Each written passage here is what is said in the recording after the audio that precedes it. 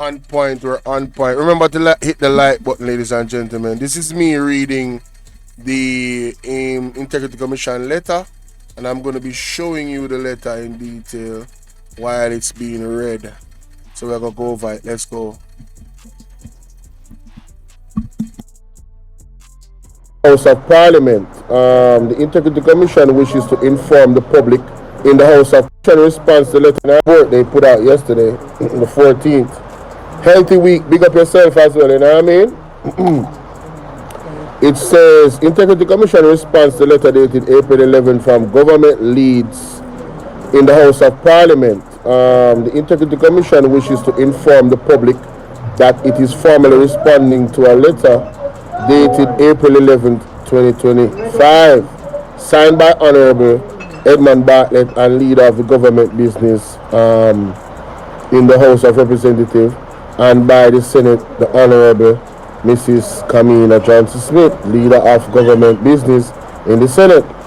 The letter from the government's parliament leaders was quoted in the media.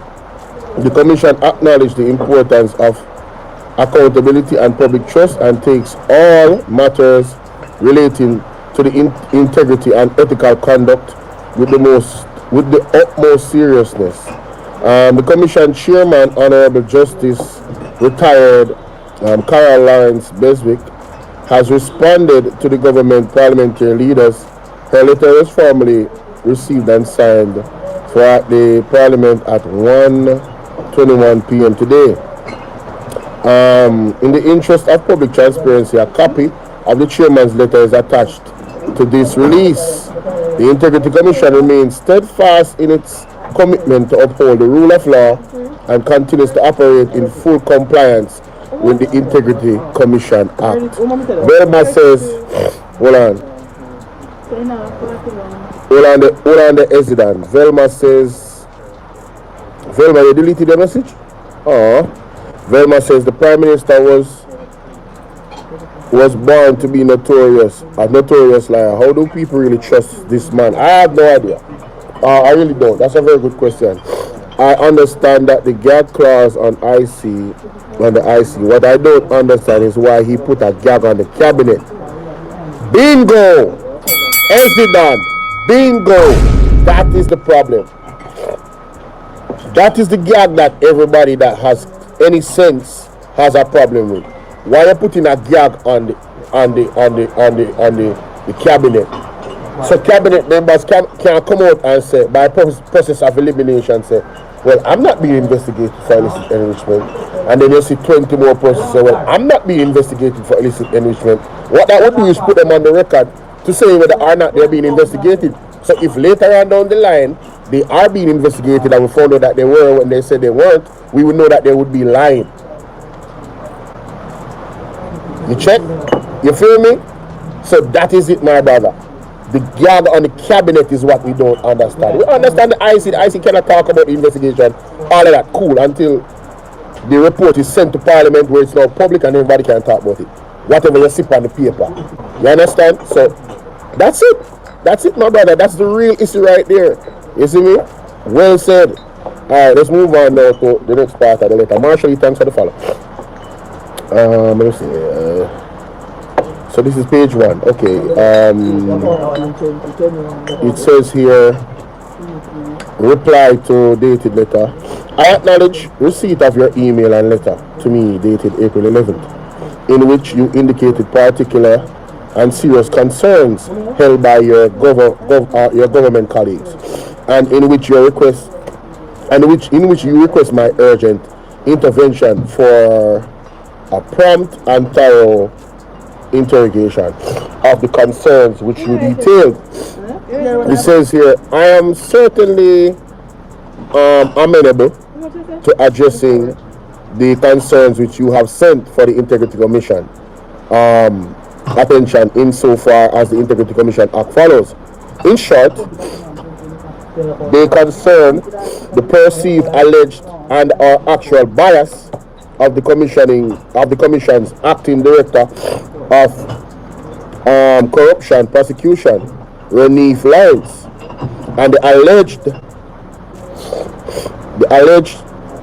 unacceptable pressure being the alleged unacceptable pressure being allegedly exerted on certain commission staff members to cause certain decisions to be made.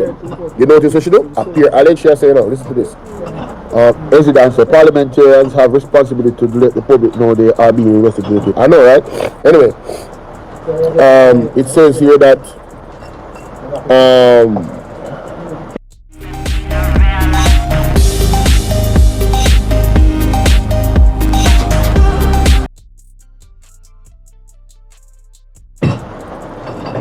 it says here, I am heartened by the fact that we share a belief in certain principles which you have embraced in your communication and which I regard as being fundamental to any interrogation by the Commission. These important principles were well expressed by you and I adopt them, namely, number one, we do not for a moment question Mr. Lawrence's professional qualifications. We do not question any individual constitutional rights of association, nor do we seek to interfere in the operations of the Commission. Justice should not be done, but should be seen to be manifestly and demonstratively done. The Integrity Commission's success depends greatly on public confidence and trust, which cannot be sustained if there is a perception of bias. If there is a perception of bias or other improper conduct of its affairs. It says here, fairness, professionalism, and justice are to be allowed to prevail at the Integrity Commission and to be seen to so prevail. We trust that truth and justice will prevail. So, it's interesting. What's this? Beverly Lawrence, big up yourself. Yeah, government.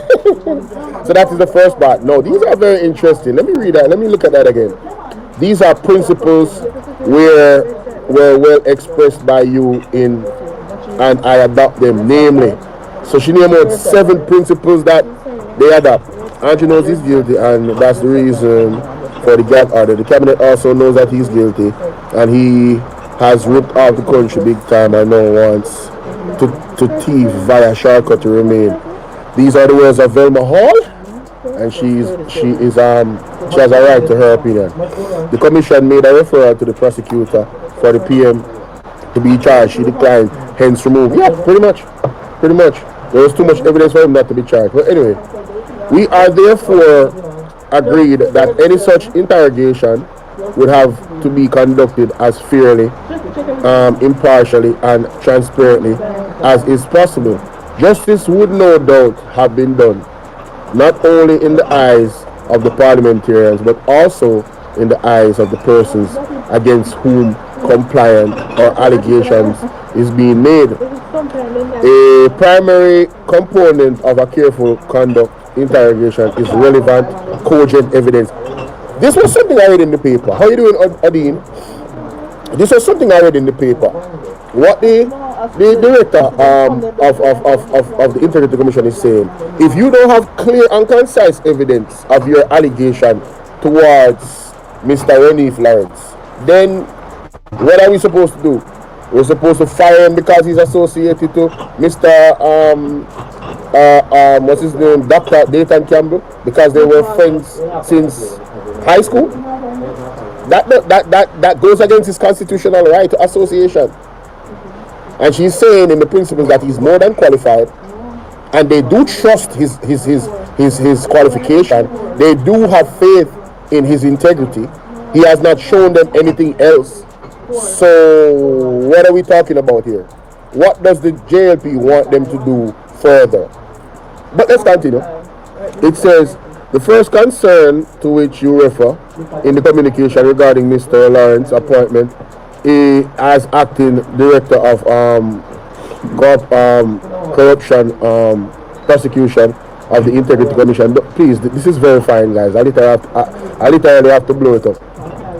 Somebody said, what did I say? Paul is supposed to address that issue as the leader of the opposition business parliament. He refused while the government applied pressure. Barlett gave the okay for Juliet Orders to become Speaker of the House. A corrupt and dangerous move. Hey, somebody don't like Barlett, man. God damn. I just got that message. Sheesh. Morgan gets dark on the IC. What? What is this? The matters surrounding the Integrity Commission again. We have with us member of the GLP's Communication Task Force. And I'm not even gonna give that dude no airplay, bro. Ain't no way, man. Man, forget that dude, man. Get the hell out of here. I don't want to hear nothing from them people. Anyway, I might play it later on down there. Leprechaun, what up? Oh, true. Hey, listen. I still got my one eye open on her, bro. She on a -1 for me.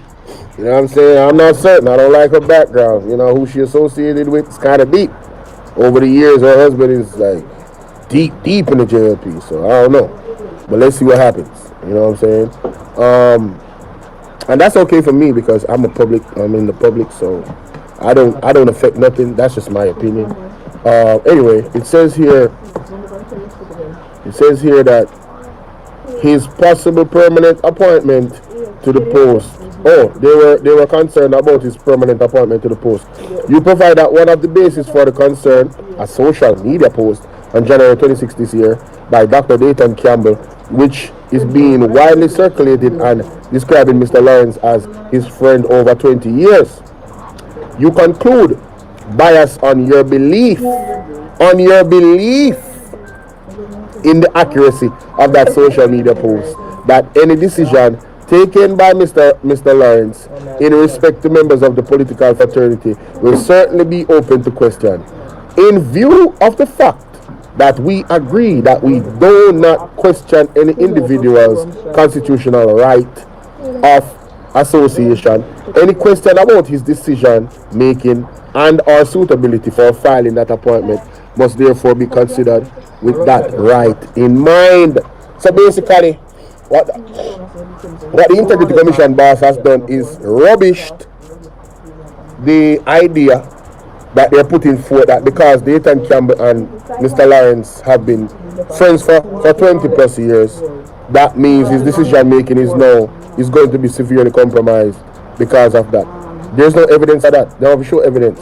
Alright? And you have to keep in mind you cannot violate the man's constitutional rights of association. Right? Big up yourself, Beverly. How you doing, Timon Green? Dog, hey, trust me. Me have a question if them absence each and every day. But let's continue.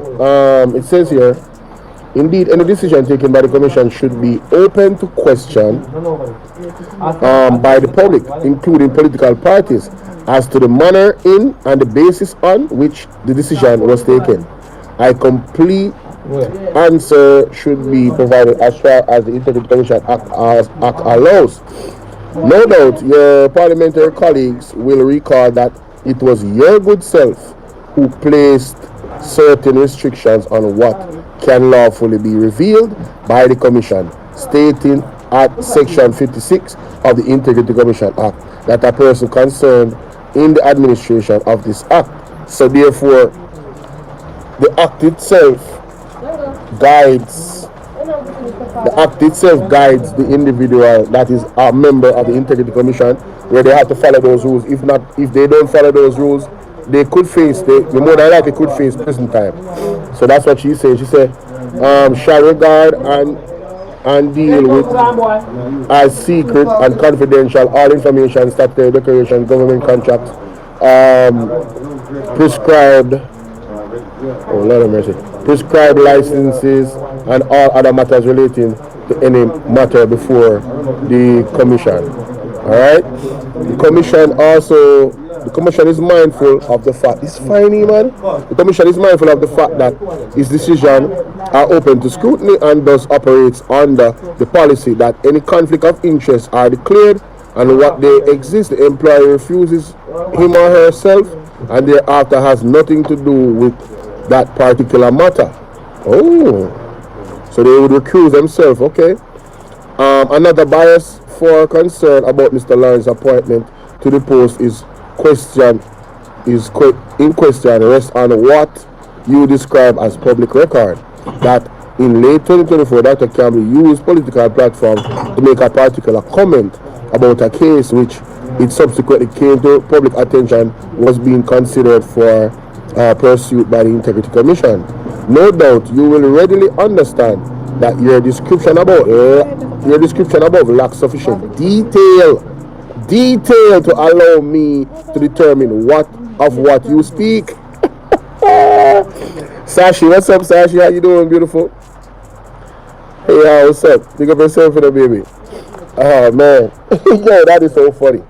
It lacks detail, so it's like I don't know what you're talking about. You feel me? Hey man, this lady's rubbing off on me, man. Hold on.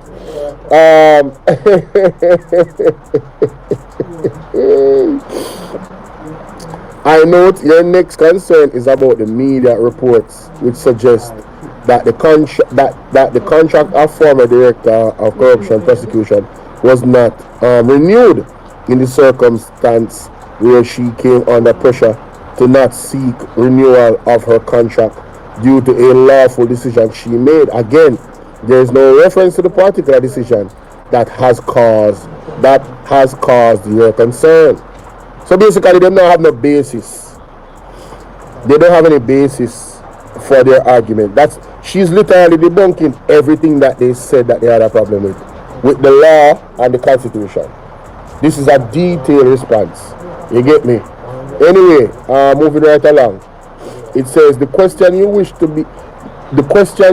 to be interrogated are specified as being whether the former corruption prosecution director in fact came under pressure due to her lawful decision, from whence did that pressure emanate, where did it come from, and the extent to which that legal pressure may have contributed to her not seeking renewal in the post despite her being widely known to be an excellent repute in the conduct of her profession to date. It is clear that the answers to these require the input of the former corruption prosecution director herself, whose 5-year statutory term of office with the commission has already ended. My attention has not been brought to any compliant or even comment made by her, either the commission or any other entity concerning the questions you asked to be interrogated. Mighty God. Mighty God. This lady is destroying Edmund Barlett.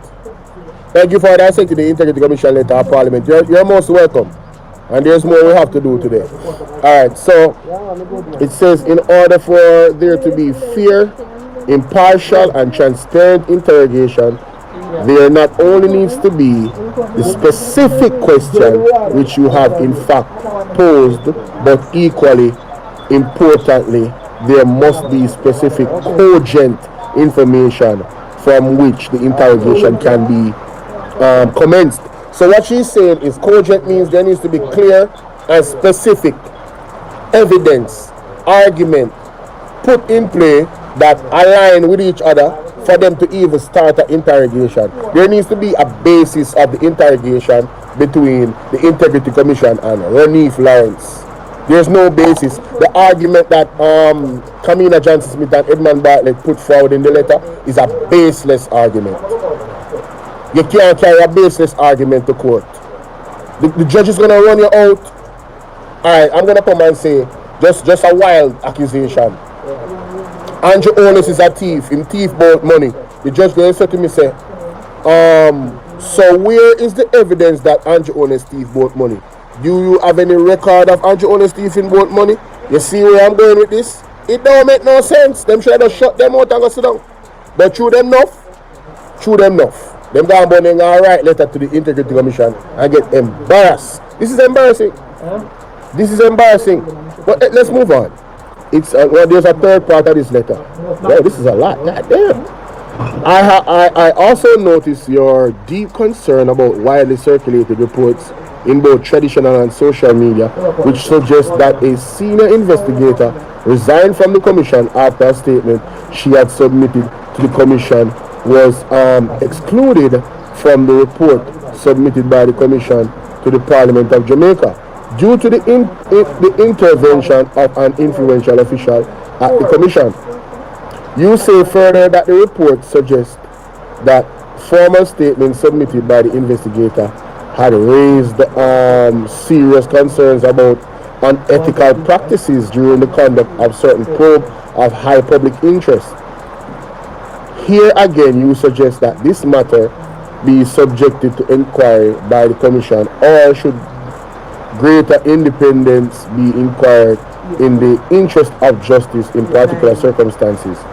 Any other relevant agency, more particularly, you state inquiry should be made as to whether these media reports are accurate, and if so, whether the official who allegedly ensured the exclusion of the statement in question from the report to Parliament is still employed to the Commission, and indeed whether the individual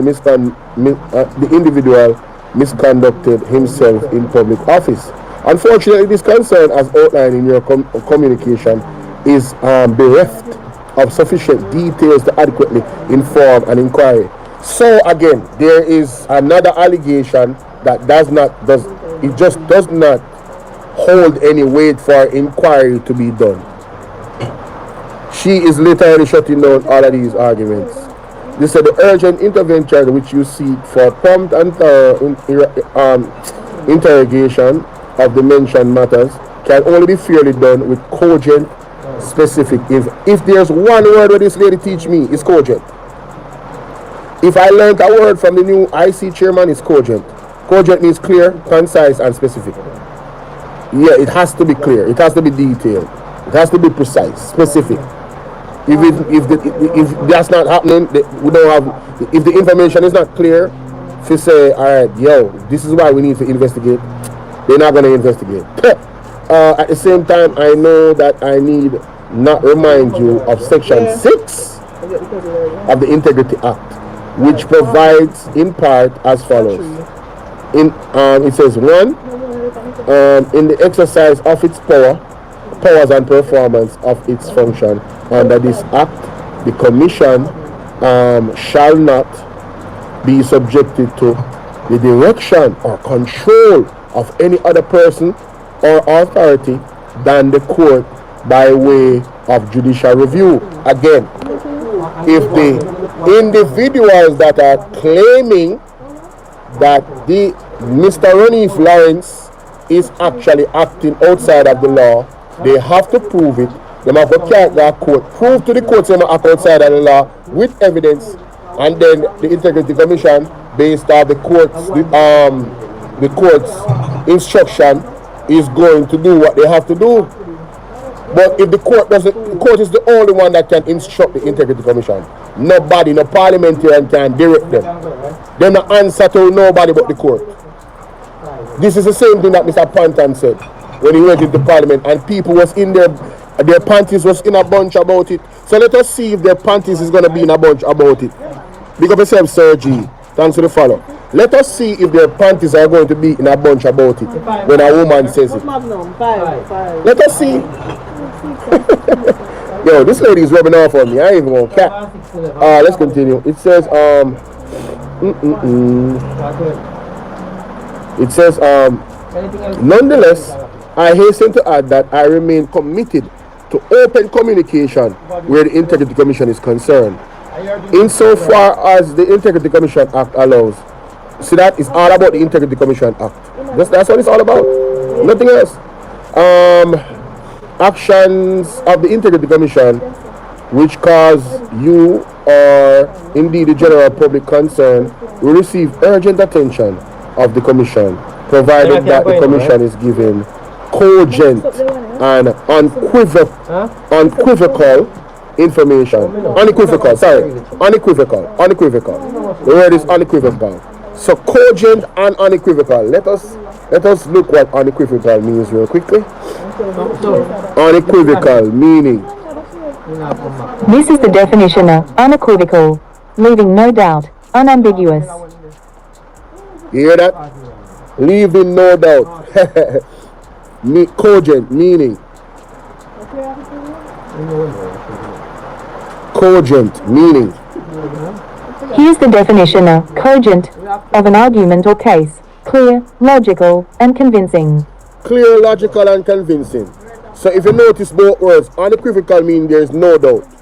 And it's clear. And this one is saying pretty much the same thing. It has to be logical, it has to be clear, and it has to be convincing. So what they have presented to the chairman of the IC is not clear, it's not logical, it's not convincing, and it doesn't leave out any doubt.